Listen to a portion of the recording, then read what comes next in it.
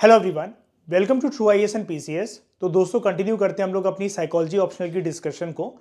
और आज मैंने क्या करा है कि आपके सामने पीडीएफ जो है वो डायरेक्टली एनसीईआरटी से ओपन करी है। काफ़ी सारे बच्चों के मेरे पास जो मैसेज हैं वो आ रहे थे, मेल करा कई लोगों ने मुझे कि सर जो आप पीडीएफ जो आप पढ़ा रहे हो तो उससे हम बुक में खो जा रहे हैं, हमें पता नहीं लग रहा है एग्जैक्ट वो लाइन है कहाँ पर। तो कोई बात नहीं, डायरेक्टली मैं आपको एनसीईआरटी की पीडीएफ से आज से डिस्कशन करवा दूंगा। तो आप लाइन टू लाइन बुक को बगल में अपने रखते हुए उसकी एनालिसिस या उसकी अंडरस्टैंडिंग बेटर तरीके से सीख सकते हो। ठीक है। प्रीवियस लेक्चर में दोस्तों आप लोगों को याद होगा कि हम लोगों ने जो बात करी थी वो स्कूल्स ऑफ थॉट के बारे में बात करी थी, और मैंने आपको ये भी बताया था कि कुछ रीसेंट डेवलपमेंट्स भी हुई हैं इस डिसिप्लिन के अंदर, psychology as a school of thought के अंदर। अलग अलग जो स्कूल्स जो इमर्ज हो रहे हैं, जो डेवलप हो रहे हैं, उसके अंदर कुछ रिसेंटली और भी डिसिप्लिन्स जो हैं वो डेवलप हुए थे, यानी कि और भी स्कूल्स आए थे। अब प्रीवियस लेक्चर में हम चाहते तो इस टॉपिक को वहीं पर वाइंड अप कर देते, लेकिन स्पेशली मुझे आपको ये वाला लेक्चर बनाकर एक बात समझानी थी। अब जो हम स्कूल पढ़ने वाले हैं, वैसे दो ही स्कूल हैं, ज़्यादा नहीं है। एक है हमारा कॉग्निटिव पर्सपेक्टिव का स्कूल, और दूसरा अगर आप यहाँ पर निगाह मारो तो एक है हमारा कंस्ट्रक्टिविज्म का स्कूल। ये वाले जो स्कूल है ना दोस्तों, ये मल्टीपल अप्रोचेस के कॉम्बिनेशन से बने हैं। यानी कि यहां पर कोई एक यूनिक साइकोलॉजिस्ट ने एक यूनिक तरीके से बिल्कुल ही एक फ्रेश स्कूल ऑफ थॉट के बारे में बात नहीं करी है। प्रीवियस अलग अलग स्कूलों के थॉट को, उनके लाइन ऑफ थॉट को कंबाइन कर कर ये साइकोलॉजी के स्कूल जो हैं वो डेवलप हुए थे। ठीक है। तो हम समझते हैं उसको, ये वाला काम हुआ कैसे था। सबसे पहले अगर आप यहां पर देखो तो आपको एक चीज समझ में आएगी। जो जेस्टॉल्ट अप्रोच जो थी साइकोलॉजी की, और जो स्ट्रक्चरलिज्म वाला जो स्कूल था, यानी कि जेस्टॉल्ट स्कूल और स्ट्रक्चरलिज्म स्कूल दोनों अलग थे, है ना। ईशा बताओ कैसे अलग थे, याद है? जेस्टॉल्ट साइकोलॉजी एंड जो ये है स्ट्रक्चरलिज्म। स्ट्रक्चरलिज्म के अंदर ईशा याद होगा आपको, हम लोगों ने दोस्तों बात करी थी कि माइंड को जो है वो एक स्ट्रक्चर की तरह देखा जाता है, कि माइंड के जो है अलग अलग कंपोनेंट्स हैं, है ना। और जेस्टॉल्ट साइकोलॉजिस्ट जो थे वो स्कूल ऑफ थॉट बना ही इसलिए था ताकि वो स्ट्रक्चरलिज्म को चैलेंज कर सके कि माइंड का भाई साहब कोई अस्तित्व है ही नहीं, उसको हम छूकर देख ही नहीं सकते हैं। जिसको हम छूकर देख सकते हैं वो तो एक ऑर्गन है ना, वो तो ब्रेन है, वो तो एक सेपरेट एंटिटी है। माइंड को तो टच नहीं करा जा सकता, माइंड को सिर्फ समझा जा सकता है, और वो भी इंसान या कोई जो साइकोलॉजिस्ट है वो अपने नजरिए से हमें बता रहा है कि माइंड का स्ट्रक्चर है कैसे, लेकिन फिजिकली उस चीज का कोई प्रूफ नहीं है। तो इसको चैलेंज करने के लिए कि माइंड को स्ट्रक्चर की फॉर्म में बिल्कुल भी नहीं देखा जा सकता, तब इमर्ज हुआ था स्कूल ऑफ जेस्टॉल्ट साइकोलॉजी, या जिसको हम जेस्टॉल्ट स्कूल ऑफ थॉट कहते हैं। यहां के साइकोलॉजिस्ट ने क्या बात करी थी कि जब भी हम किसी भी चीज को देखते हैं तो वो एक होलिस्टिक मैनर में देखते हैं, ना कि उसको टुकड़ों टुकड़ों में करके देखते हैं। जैसे ये जो स्मार्ट बोर्ड के ऊपर दोस्तों लाइट पड़ रही है और पूरे का पूरा टेक्स्ट जो आपको नजर आ रहा है, तो आप उसको अलग अलग एलिमेंट्स की तरह नहीं देख रहे हो, आप उसको कॉम्बिनेशन की तरह देख रहे हो कि हाँ भाई ये एक बोर्ड है, इस पे कहीं से लाइट पड़ रही है, अंदर की इसकी खुद की लाइट है, और ये सारा का सारा जो टेक्स्ट है इस पे लिखा हुआ है। तो आप इसको कॉम्बिनेशन में देख रहे हो, ना कि एक छोटे छोटे पार्ट्स में, बिट्स एंड बाइट्स में आप इसको नहीं देख रहे हो कि आप पहले बैकग्राउंड इसका व्हाइट एकदम से देखोगे, फिर देखोगे ब्लैक कलर में इसका कोई टेक्स्ट लिखा हुआ है, फिर कहीं से लाइट आ रही है, ठीक है, फिर एक स्मार्ट बोर्ड है इसके ऊपर लाइट पड़ रही है, फिर उस लाइट की वजह से मैं भी आपको देख रहा हूं। मैंने जैसे ही ये वीडियो ओपन करी, आपको सारी चीजें एज इट इज नजर आ रही हैं कि भाई सामने खड़े हुए हैं सर, उनके पीछे है बोर्ड, और बोर्ड के ऊपर कोई ना कोई जो टेक्स्ट है वो लिखा हुआ है, राइट। ऐसे ही है पूरी की पूरी कहानी ईशा, है ना। तो स्ट्रक्चरलिज्म जो है उसके स्कूल ऑफ थॉट को चैलेंज करने के लिए आया था जेस्टॉल्ट स्कूल। ठीक है। अब यहां पर अगर हम काम की बात करें तो जेस्टॉल्ट अप्रोच की बातों को और स्ट्रक्चरलिज्म स्कूल ऑफ थॉट की बातों को कंबाइन कर दिया गया था, और उससे बना था एक बिल्कुल ही नया स्कूल ऑफ थॉट, जिसको नाम दिया गया कॉग्निटिव पर्सपेक्टिव या फिर कॉग्निटिव स्कूल ऑफ थॉट। अब कॉग्निटिव पर्सपेक्टिव जो नाम है उससे पता आपको चल ही रहा होगा कि ये जो वर्ड है कॉग्निटिव, ये वर्ड बना हुआ है कॉग्निशन से, ठीक है। और कॉग्निशन जो है वो पूरा का पूरा कनेक्ट होता है कॉन्सेप्ट विद माइंड, ठीक है। तो कॉग्निशन क्या होता है? जब भी हम किसी चीज को देखते हैं, हमें कुछ मैसेज मिलता है, उससे हमारा माइंड कुछ सिग्नल्स कैच करता है और उसको हम समझने की कोशिश करते हैं, ठीक है। तो वहां से इस स्कूल ऑफ थॉट की शुरुआत हुई, जो ऐसा थॉट विचार रखते थे कुछ साइकोलॉजिस्ट के माइंड को हमें प्रॉपर तरीके से अलग अलग पार्ट्स में नहीं देखना है, उसको स्ट्रक्चर में नहीं देखना है। क्यों नहीं देखना है? क्योंकि वो कोई फिजिकल एंटिटी नहीं है। और जेस्टॉल्ट स्कूल वाले बोलते थे ये एक होलिस्टिक अप्रोच है माइंड को देखने की, हम उसको पार्ट में देख ही नहीं सकते। तो हमने पूरी तरीके से ना स्ट्रक्चरलिज्म अप्रोच को दरकिनार करा, ना ही पूरी तरीके से जो जेस्टॉल्ट साइकोलॉजी का जो स्कूल ऑफ थॉट था उसको दरकिनार करा। थोड़ा सा कंपोनेंट यहां से पकड़ा, थोड़ा सा कंपोनेंट वहां से पकड़ा, दोनों की बातों को कंबाइन करके हमने बना दिया एक फ्रेश स्कूल ऑफ थॉट, जिसको नाम दिया गया कॉग्निटिव पर्सपेक्टिव। और जैसा कि मैंने आपको बताया, ये जो वर्ड है दोस्तों, ये आया है कॉग्निशन से, ठीक है। तो हम सबसे पहले समझते हैं कि कॉग्निशन टर्म का मतलब होता क्या है, and this concept is very important if you are studying psychology. Cognition simply होता है प्रोसेस ऑफ नोइंग। कोई भी चीज जब आपको नई जानने को मिलती है, मैं सिर्फ पढ़ाई की फील्ड में बात नहीं कर रहा हूं, आपको बहुत सारे इंसानों का स्वभाव, व्यवहार, उनका रवैया, उनका चाल चलन, मूवी अच्छी है कि बेकार है, कोई पर्सन से मिलना आपका अच्छा है या बेकार है, तो आप बेसिकली कर क्या रहे हो?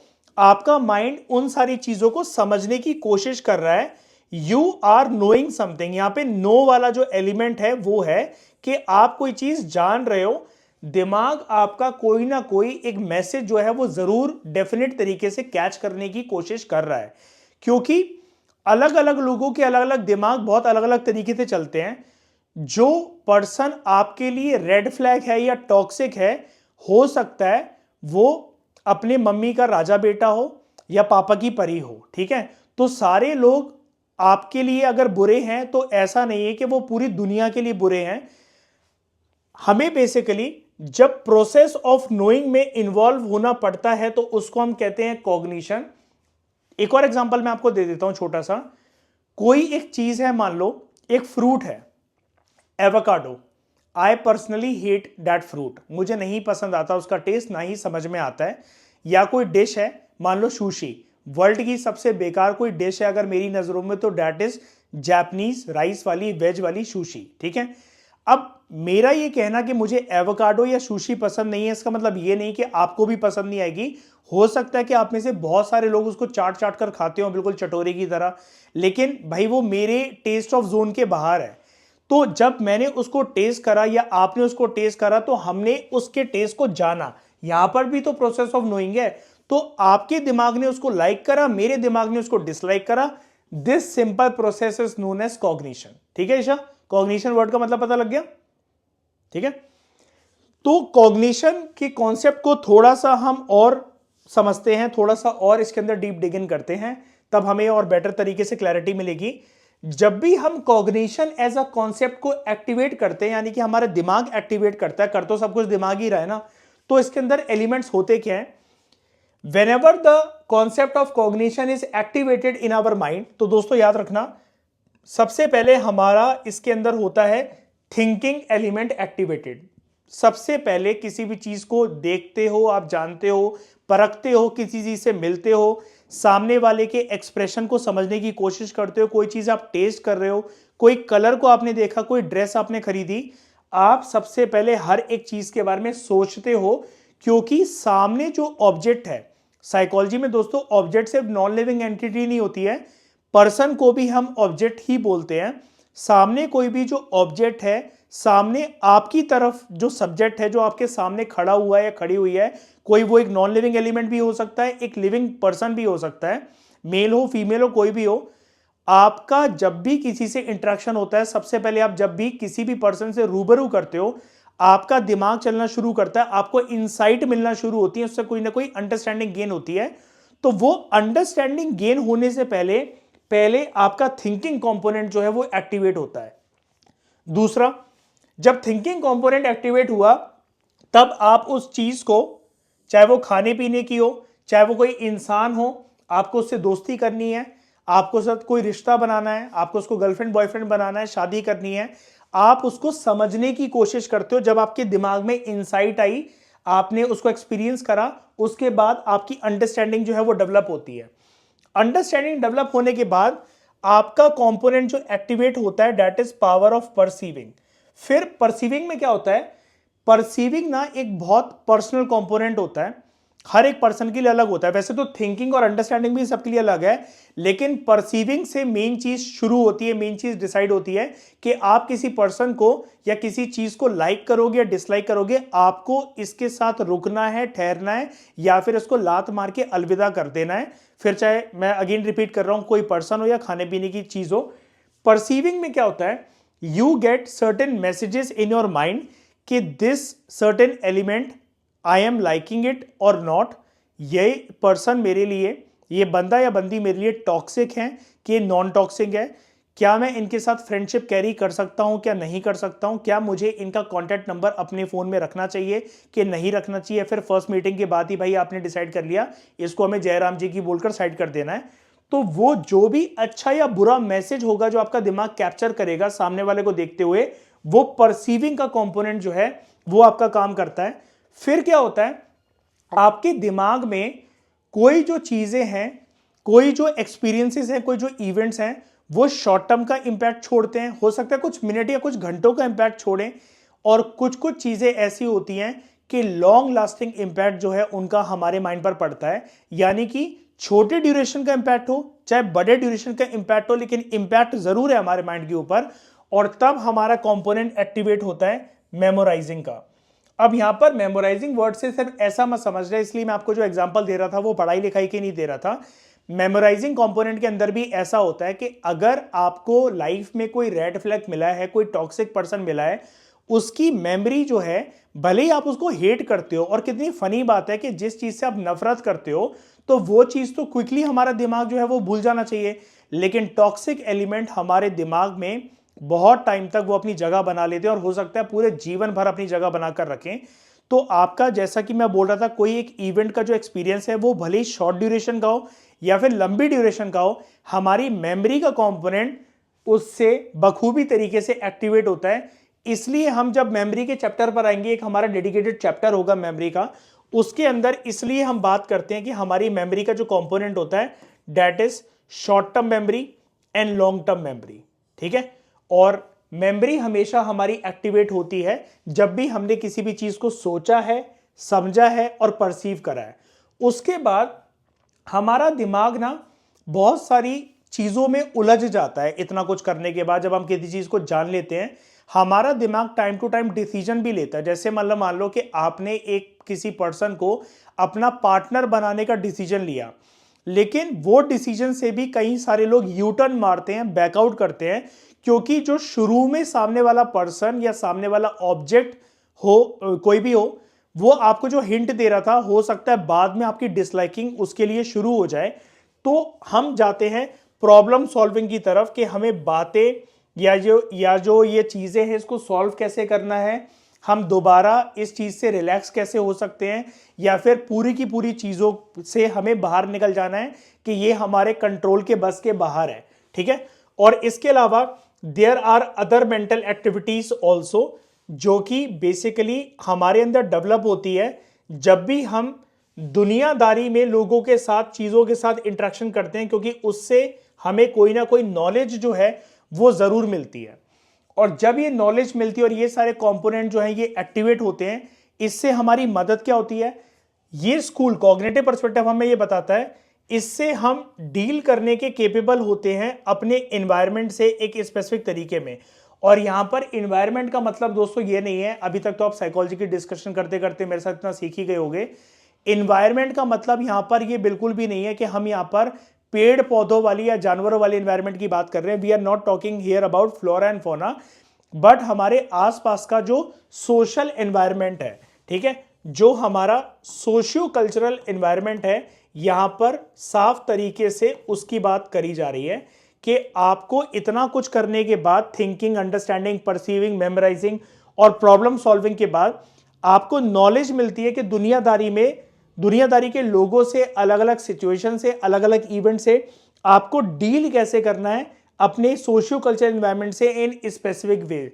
अगर आपका एक एक्सपीरियंस हो चुका है किसी भी एक पर्सन के साथ या किसी भी एक जगह के साथ, जैसे कि मैं अभी एवोकाडो या सुशी एज अ डिश की मैं बात कर रहा था, तो दोबारा से जब आपको वो कोई चीज ऑफर करी जाए या फिर एक पर्सन की छवि आप दूसरे पर्सन में देखो, तो आपको पता लग जाएगा नहीं भाई, पहले भी हम इस चीज में पिस चुके हैं, हम दोबारा सफर नहीं करना चाहते, या इतने बुरे आइटम का टेस्ट हम दोबारा नहीं करना चाहते। मुझे उस चीज को टेस्ट करते हुए वॉमिटिंग जैसी फीलिंग आ गई थी, हम दोबारा उन सारी चुनौतियों का सामना नहीं कर सकते, हमारे माइंड के पास इतनी बहुत बार शक्ति नहीं होती है। तो इस तरीके से हमें नॉलेज मिल जाती है कि हमें अपने आसपास के एनवायरनमेंट के साथ डील कैसे करना है। ठीक है, इतनी बात समझ गए ईशा? कोई डाउट, कोई दिक्कत? अपने कैमरे को ईशा स्टेबल रखो, बार बार वो मूव हो रहा है। ठीक है, तो मैं जो इंटरेक्शन उधर कर रहा हूं उससे मुझे डिस्ट्रैक्शन हो रही है। ठीक है, अब हम बात करते हैं दोस्तों, जो कॉग्निशन है उसके अंदर हमने सारी बात कर ली। उसके अलावा यहां पर एनवायरनमेंट के साथ हमें डील कैसे करना है ये वाली बात भी हमने कर ली।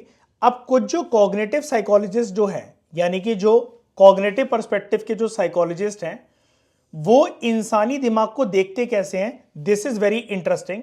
वो ये कहते हैं जब हमारा दिमाग इतना कुछ कर रहा है, हम समझ रहे हैं चीजों को, सोच रहे हैं, सामने वाले से कोई एक हिंट हमें मिल रही है, हमारा दिमाग जो है बहुत बार बैठ के रातों को सोच विचार कर रहा है, यार ये पर्सन मेरे लिए ठीक तो है, टॉक्सिक तो नहीं है, ये पर्सन के साथ मुझे रहना चाहिए कि नहीं रहना चाहिए, इस चीज़ को दोबारा मुझे टेस्ट करना चाहिए कि नहीं करना चाहिए, सामने वाले मेरे फ्रेंड के कहने पर मुझे ये चीज़ ट्राई करनी चाहिए कि नहीं करनी चाहिए।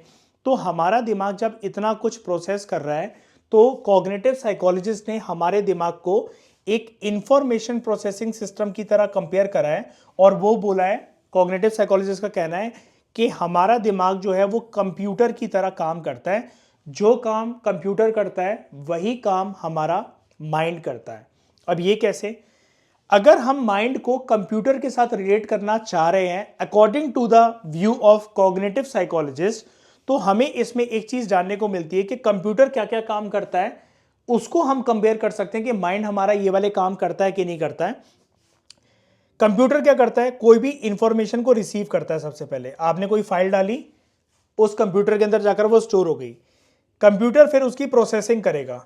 अगर उस फाइल के अंदर कोई वायरस है तो आपके कंप्यूटर पर वो प्रोजेक्ट होने लगेगा कि ये जो फाइल है ये टॉक्सिक है। जैसे हमारा माइंड प्रोसेस जब कर रहा था, जब हमने यहां पर बात करी थी परसीविंग एज ए एलिमेंट की, जो कि सबसे बड़ा एलिमेंट है, तो आपको आपका माइंड ये बताएगा कि जब भी आपने किसी चीज के बारे में सोचा, समझा, परसेप्शन में आपको ये पता लगेगा कि सामने से जो चीज मेरे को मिल रही है, जो मेरे पास आ रही है, वो चीज वायरस वाली है, रेड फ्लैग वाली है कि नहीं है, टॉक्सिक है कि नॉन टॉक्सिक है। तो कंप्यूटर फिर इंफॉर्मेशन को प्रोसेस करता है। उसके बाद कंप्यूटर इंफॉर्मेशन को फिर ट्रांसफॉर्म भी करता है जिस भी फॉर्मेट के अंदर अगर आप चाहो। अगर आपको मैंने एक टेक्स्ट दिया तो आप इसको एक पीपीटी की फाइल में या एक वीडियो क्लिप के थ्रू आप कैसे भी उस टेक्स्ट को कन्वर्ट कर सकते हो, कुछ भी कर सकते हो आप, ठीक है, उससे। तो सिमिलरली जो हमारा एक माइंड है, जैसे कंप्यूटर इंफॉर्मेशन को ट्रांसफॉर्म करता है, आपको चीज़ों को इसमें कुछ एडिट करना है कहीं कॉपी पेस्ट करके, तो आप वो कर सकते हो। हमारा माइंड भी फिर इंफॉर्मेशन को ट्रांसफॉर्म करता है टाइम टू टाइम। जैसा कि मैंने अभी आपको बताया, जिस पर्सन से आप पहली बार मिले थे, जितना अच्छा वो आपको लग रहा था या लग रही थी, जरूरी नहीं है कि फ्यूचर में भी वो आपको उतना अच्छा लगेगा या उतना अच्छा लगेगी। क्यों? सामने वाले का अगर व्यवहार चेंज हो जाएगा, रवैया चेंज हो जाएगा। और ये भी हो सकता है, जरूरी नहीं हमेशा बुरा सामने वाला हो, बुरे आप भी हो सकते हो कि आप सामने वाले से बोर हो गए हो, तो आपका माइंड फिर अलग तरीके से इंफॉर्मेशन को ट्रांसफॉर्म करने लग जाता है।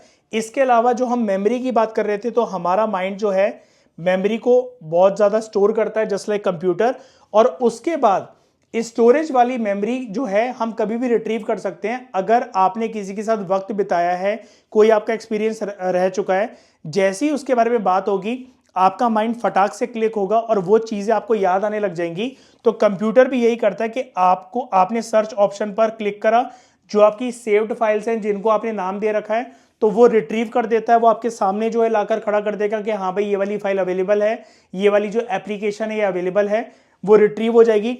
सिमिलरली हमारा माइंड भी उन इंफॉर्मेशन को रिट्रीव कर लेता है, ठीक है।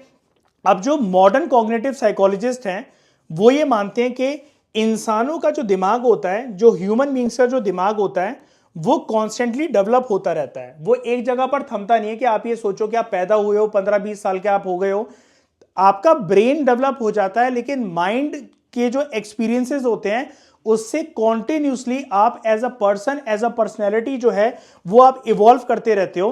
तो हम अपने दिमाग को एक्टिवली कंस्ट्रक्ट करते रहते हैं। हमारा माइंड जो है जैसे जैसे फिजिकल एनवायरनमेंट के अंदर और सोशल वर्ल्ड के अंदर इंटरेक्शन करता रहता है, नई नई चीजें एक्सप्लोर करता रहता है, वैसे वैसे हमारी जो पर्सनैलिटी है वो डेवलप होती रहती है। अब यार कई लोग जो होते हैं, आप जैसे यहाँ पर बात हो रही है कि फिजिकल और सोशल वर्ल्ड के इंटरेक्शन के थ्रू हमारी पर्सनैलिटी डेवलप होती रहती है। कई लोग जो हैं वो बुरे लोगों की संगति में पढ़कर बुरे काम करने लग जाते हैं। कई लोग पूजा पाठ वाले होते हैं, वो जिम जाते हैं, एक्सरसाइज करना वगैरह पसंद करते हैं, तो उनकी पूरी की पूरी जो दिनचर्या होती है वो उसी के अनुसार होती है। यानी कि कहने का मतलब यह है, हमारा माइंड जो इवॉल्व होता है वो सेल्फ थिंकिंग से कम होता है, लेकिन बाहर के जो सोशल वर्ल्ड हमारा होता है, जो फिजिकल और जो सोशल वर्ल्ड होता है, उससे इंटरेक्शन से हमारा माइंड जो है वो ज्यादा इवॉल्व होता है। ठीक है। और अगर हम इसको और ज्यादा डिटेल में पढ़ें तो इस व्यू को बोला जाता है कंस्ट्रक्टिविज्म। यहीं से हमारा जो एक दूसरा स्कूल है वो शुरू हो जाता है। और जैसा कि मैंने आपको बताया था इस डिस्कशन की स्टार्टिंग में, यहां पर जो हम स्कूल जो पढ़ने वाले हैं, जैसे अभी हमने कॉग्निटिव पर्सपेक्टिव का स्कूल पढ़ा और अब जो हम कंस्ट्रक्टिविज्म की तरफ ध्यान दे रहे हैं, तो ये कोई यूनिक पर्सपेक्टिव नहीं है, ये कॉम्बिनेशन ऑफ चीजों से बना हुआ है। अब कंस्ट्रक्टिविज्म की बात एकदम से कॉग्निटिव साइकोलॉजिस्ट से होते होते यहां पर कंस्ट्रक्टिविज्म की बात एकदम से आना कहते शुरू हो गई। Constructivism as a school of thought हमें यह बोलता है कि हमारा माइंड जो है टाइम टू टाइम कंस्ट्रक्ट होता रहता है। जैसे जैसे हम फिजिकल और सोशल एनवायरनमेंट के साथ इंटरेक्ट करते रहते हैं, हमारा माइंड नई नई चीजों को कंस्ट्रक्ट करता रहता है, जिसका इंपैक्ट, जिसका पूरा परिणाम हमारी पर्सनैलिटी पर आकर उतरता है। तो एक साइकोलॉजिस्ट था जिसका नाम था जॉन पियाजे। वैसे इसकी जो स्पेलिंग होती है पियाजे की, दैट इज जीन, JEAN। आप आगे की क्लासेस में इसकी थ्योरी मेरे साथ पूरी की पूरी पढ़ोगे, लेकिन मैं अभी आपको बता दे रहा हूं, जो पियाजे है वो बच्चों के ऊपर स्टडी बहुत ज्यादा करता था। ये एक तरीके का चाइल्ड साइकोलॉजिस्ट था। इसका ये मानना था बच्चों की जो डेवलपमेंट होती है वो बड़ी सारी स्टेजेस में होती है, और आप जॉन पियाजे को एक कंस्ट्रक्टिविस्ट साइकोलॉजिस्ट कह सकते हो। और इसने एक कंस्ट्रक्टिविस्ट थ्योरी दी थी अपनी साइकोलॉजी की, जिसको राइटर हमें बोल रहे हैं कि हम लेटर इसको डिस्कस करेंगे बुक में। जैसे आप आगे बढ़ोगे, जब हम बच्चों के माइंड और बिहेवियर के बारे में डिस्कस करेंगे, एक हमारा डेडिकेटेड चैप्टर आएगा कि पैदा होने से लेकर मरते दम तक, जब हम यंग एज के होते हैं, इन्फेंट होते हैं, और वहां से लेकर ओल्ड एज तक जाते हैं, तो हमारा माइंड जो है वो कैसे कैसे प्रोसेस होता हुआ, एक्सपीरियंसेस को सिकोड़ता हुआ हमारी पर्सनैलिटी को शेप करता है। ठीक है। एक रशियन साइकोलॉजिस्ट था जिसका नाम था वाइगॉट्स्की। ठीक है। इसके बारे में जो क्लास 12th की NCERT है मैं वहां पर आपको पढ़ाऊंगा। अभी के लिए सिर्फ constructivism as a school of thought को समझाने के लिए यहां पर राइटर आपके लिए एग्जांपल पुट कर रहा है। तो रशियन साइकोलॉजिस्ट जो वाइगॉट्स्की था, उसने ये बोला था कि ह्यूमन माइंड जो डेवलप होता है, जैसा कि अभी हमने ऊपर बात करी, वो हमारे सोशल और जो कल्चरल प्रोसेसेस होते हैं उनके थ्रू डेवलप होता है। समाज या आपका आसपास का जो कल्चर होता है वो आपको शेप करता है। और शेप कैसे करता है, ये वर्ड आप बहुत बखूबी तरीके से जानते होगे, मेरे लेक्चर में मैंने टाइम टू टाइम इसके बारे में बात करी है, नॉर्म्स के थ्रू। हर एक कल्चर के, हर एक समाज के, ईशा आप ही बताओ, खुद के नॉर्म्स होते हैं ना, उसी के अकॉर्डिंग हमें चलना पड़ता है। हम सब कुछ जो करते हैं वो कल्चर के जो नॉर्म्स होते हैं उसी के अकॉर्डिंग करते हैं ना, अपना मन तो नहीं चला सकते हर जगह पर। तो जो नॉर्म्स होते हैं वो एक बहुत इंपॉर्टेंट पिलर होते हैं। तो जो सोशल कल्चर प्रोसेसेस होते हैं नॉर्म्स ही होते हैं, या फिर आप ऐसा कह सकते हो कि नॉर्म्स जो है वो इसी सोशल और कल्चरल प्रोसेसेस का पार्ट है। तो वाइगॉट्स्की कहता था जब हम सोशियो कल्चरल एनवायरनमेंट के अंदर ढले होते हैं, या फिर जब इसका जो परिणाम है वो हमारे ऊपर पड़ता है, तो माइंड को बेसिकली हम कैसे देख सकते हैं कि माइंड जो है हमारा एक जॉइंट इंटरेक्शन से डेवलप होता है। जब बच्चे और बड़े जो होते हैं वो आपस में इंटरेक्ट करते हैं, क्योंकि हमें जो भी नॉर्म सिखाए जाते हैं कि समाज के अंदर आपका चाल चलन, आपका व्यवहार, आपका रवैया क्या होना चाहिए, तो वो रिटन या अनरिटन रूल्स के थ्रू हमें समझाए जाते हैं बचपन से लेकर, कि हमें बाहर कैसे बिहेव करना है, घर के अंदर हमारा बिहेवियर कैसा होना चाहिए। उस बिहेवियर को रेगुलेट हमारे लाइफ में जो एडल्ट होते हैं घर के वही करते हैं, और समाज के जो एडल्ट होते हैं वही करते हैं। तो यानी कि हम जो नॉर्म्स हैं उसको फॉलो करना सीख जाते हैं। तो 100 बातों की अगर एक बात करें, अगर हम कंपेयर करें जॉन पियाजे के व्यू को with the view of Russian psychologist Vygotsky, तो इनके व्यू में आपको क्या देखने को मिलेगा। जो जॉन पियाजे है वो ये बोलता है कि बच्चे जो हैं वो अपने माइंड को एक्टिवली खुद से कंस्ट्रक्ट कर लेते हैं। बच्चों को जो भी एक्सपीरियंस मिलता है उस एक्सपीरियंसेस के थ्रू बच्चे जब बड़े होते हैं तो वो अपनी पर्सनैलिटी को शेप करते रहते हैं। जबकि वाइगॉट्स्की जो है वो ये बोलता है कि हमारा जो माइंड है, चाहे आप किसी भी उम्र के अंदर क्यों ना हो, चाहे आप बच्चे हो, एडल्ट हो या यंगस्टर हो, टीनेजर हो, ओल्ड एज के पर्सन हो, तो वो एक जॉइंट इंटरेक्शन से हमारा माइंड हमारी पर्सनैलिटी को शेप करता है, जो कि बच्चों और बड़े के बीच में इंटरेक्शन की बात करता है वाइगॉट्स्की। तो ये हमारे सारे स्कूल ऑफ थॉट थे जिसको हम इतनी सारी क्लासेस से कवर कर रहे थे। ये डिस्कशन स्कूल ऑफ थॉट की एक इंट्रोडक्शन के लिए कि आप जो आगे पढ़ोगे, जब आप आंसर राइटिंग वगैरह करोगे, तब आपको ये सारे स्कूल ऑफ थॉट के अलग अलग व्यूज को, अलग अलग साइकोलॉजिस्ट के व्यूज को, वो कौन से स्कूल ऑफ थॉट से बिलोंग करते थे, हर किसी की खुद की पर्सनलाइज थ्योरी क्या है अपने क्लाइंट को ठीक करने के लिए उनके डिसऑर्डर वगैरह को जानने के लिए, तो ये स्कूल ऑफ थॉट की डिस्कशन इंपॉर्टेंट थी और ये सारे आपको याद करके रखने हैं। ठीक है, अगले लेक्चर में दोस्तों हम बात करेंगे development of psychology in India. Bharat के अंदर साइकोलॉजी की डेवलपमेंट जो है उसकी शुरुआत कहां से होती है। ठीक है, तो इस डिस्कशन में दोस्तों फिलहाल इतना ही। Thank you very much for discussion.